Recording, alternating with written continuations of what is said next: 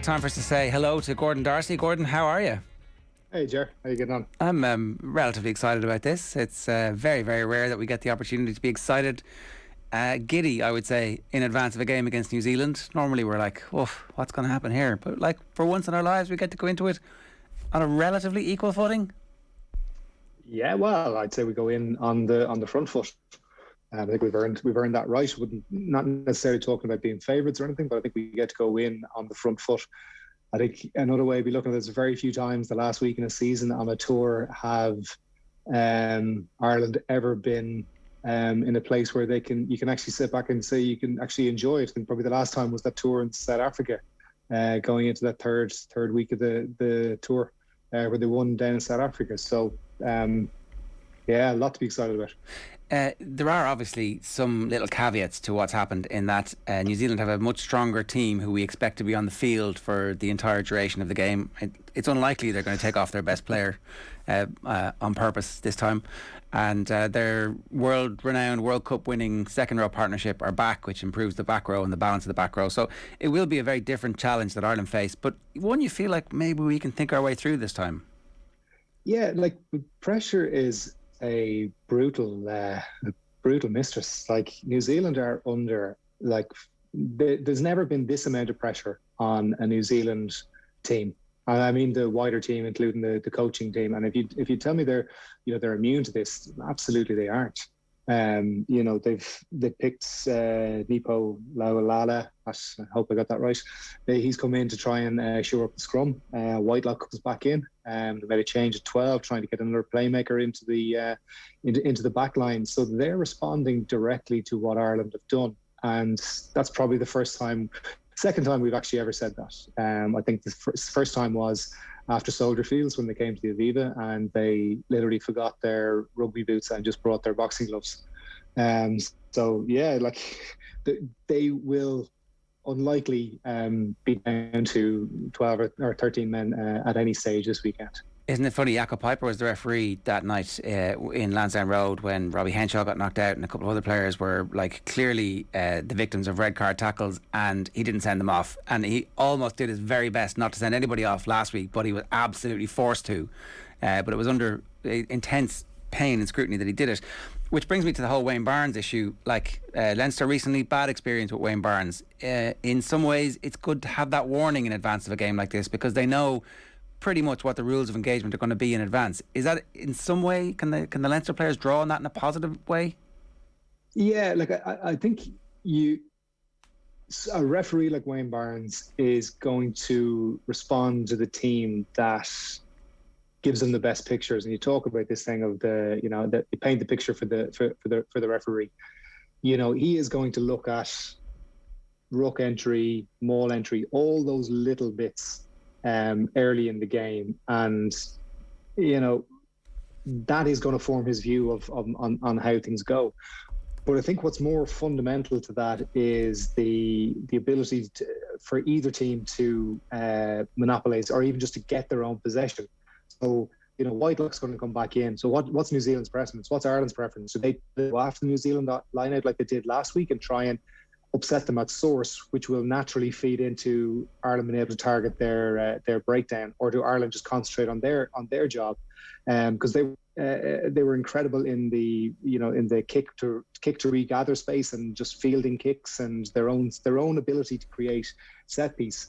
I think that's probably more fundamental than those things, the bits where the referees really kind of stamp their mark on the game, because they'll be a natural byproduct of how the set piece is won.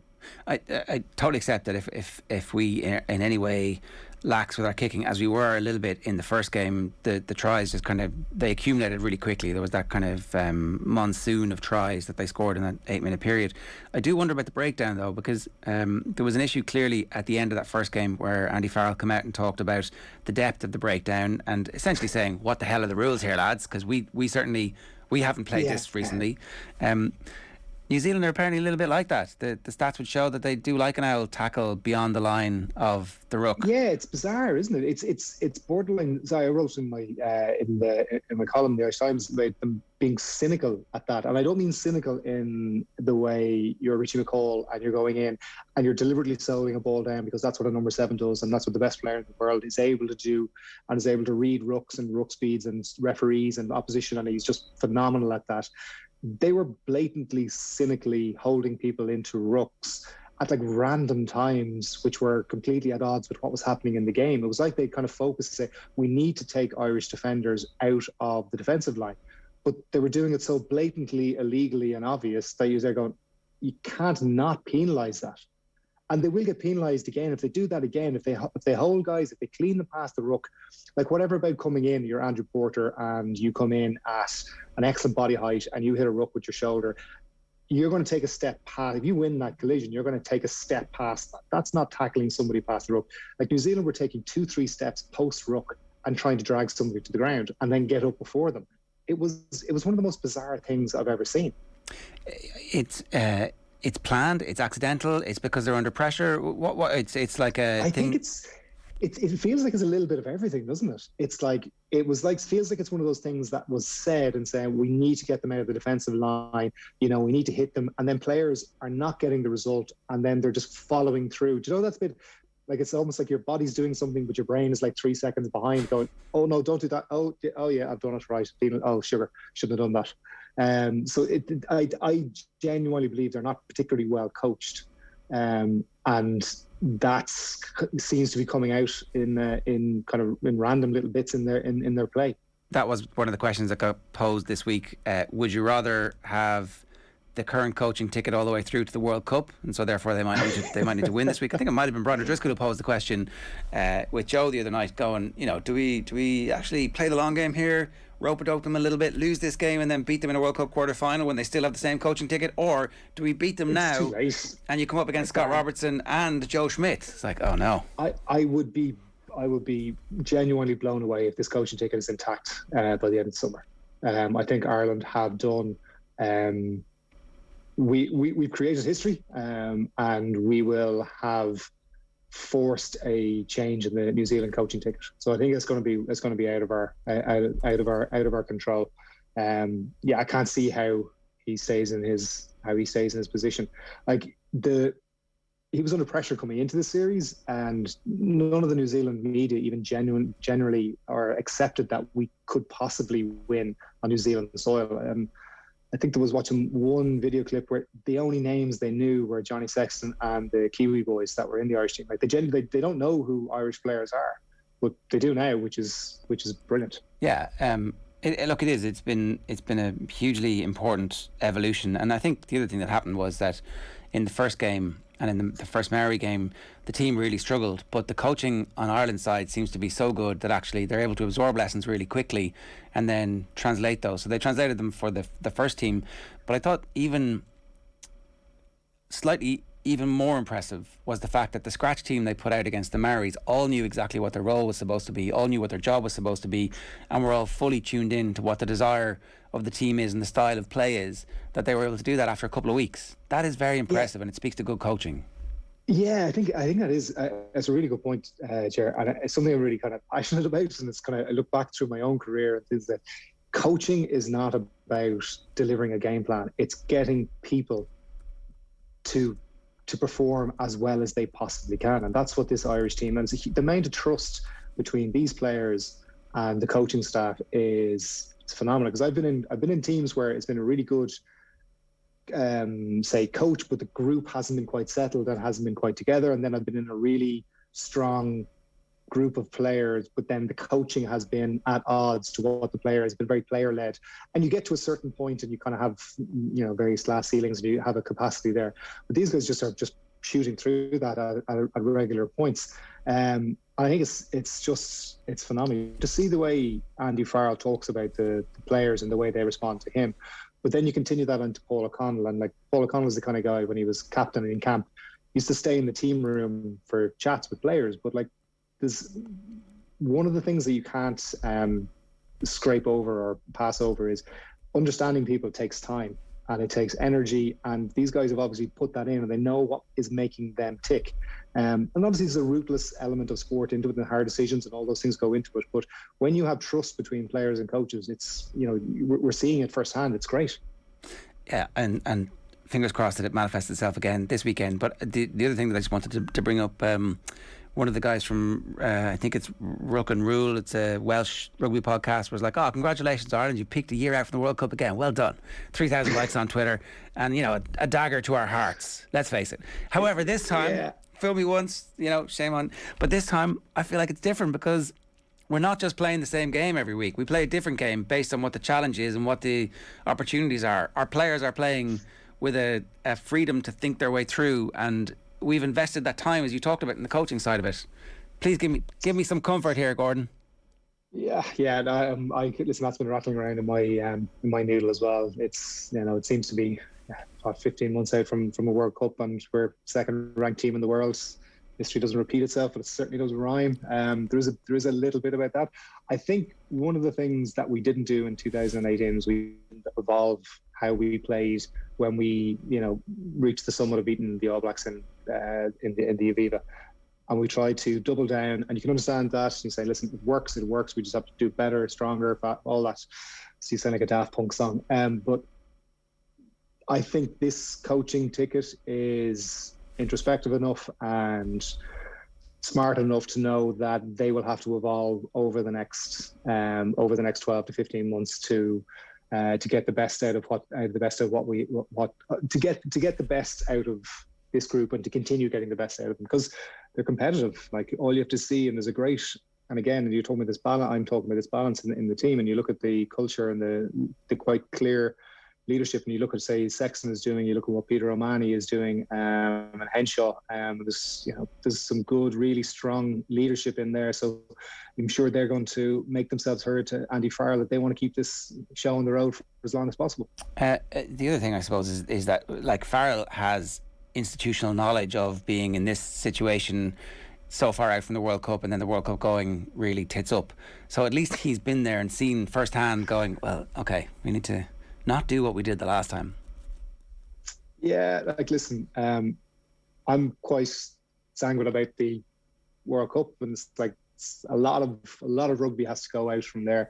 Like, you go back to 2007, we almost won a World Cup, and then we imploded. Sorry, we almost won a Six Nations, save one try, and we win a Six Nations title, and we pretty much, same group of players, imploded 5 months later. It was one of the most bizarre things, and we were trying to evolve at that time. We were trying to add a couple of wrinkles to our play, and it basically unwound everything we had done. So listen, I think we know there's caliber in players. We know there's a quality coaching ticket there. I think they have to find that path, and me and everyone else with a microphone and pen and paper will judge them incredibly harshly retrospectively.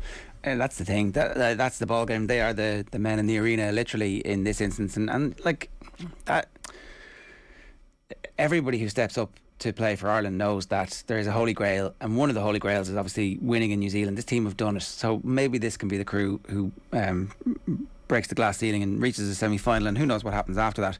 To go back to the game this weekend then, if we are going to win, it's going to be a different game from either of the two games that we've played so far. How do we treat this one-off match? Is it different from what we've done? Do we just go about? Yeah, well, I think Ireland have all the cards, don't they? Because the pressure isn't on them. Like, no matter what happens in this, bar 60-point thumping, which is not going to happen. Ireland are this successful tour for Ireland, so they get to double down. They can apply all the pressure against New Zealand.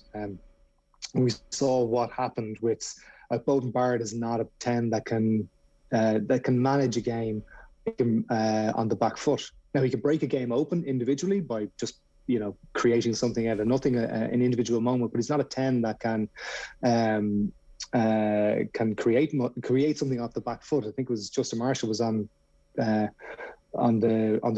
show earlier, talking about if New Zealand had a Johnny Sexton like player at 10, they'd be in a better shape, and Bowden Barrett potentially at 15. So I would see, like, I'm really interested to see how James Ryan's going to go now with Whitelock back, because he really, he stood all over the New Zealand second rows last weekend. He was absolutely immense. And probably a frustration has been that it's getting those type of performances more regularly out of him. And this is if he goes toe to toe with Whitelock and gets any sort of advantage, that will be massive for Ireland. So I think this is try and answer your question. I think Ireland are going to apply an awful lot of pressure, and I think they will still look to strike, but maybe not as much as they have done in other games, because they don't need to. Applying pressure is far more valuable because they know they can defend these guys. And I'd say they're just going to try to push New Zealand into places, make them play in the area they don't want to play.